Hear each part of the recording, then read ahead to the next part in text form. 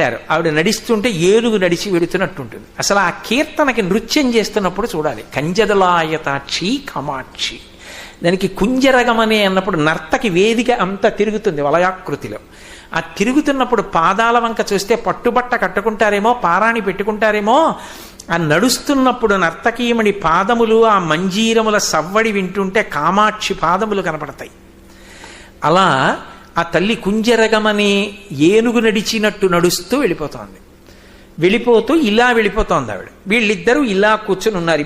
ఇది ఎలా ఉందో స్తంభం అలా ఉన్నారు. ఇక్కడొకళ్ళు కూర్చుతోంది. వెడుతూ కటాక్షం కదూ, ఆవిడ ఇలా చూడదు. ఆవిడ ఇలా ఉండి ఇలా చూసి, ఓ నన్ను ధ్యానం చేస్తున్నాడే అనుకుంది. ఆవిడ అనుగ్రహం, ఆయన బహిర్ముఖుడయ్యాడు.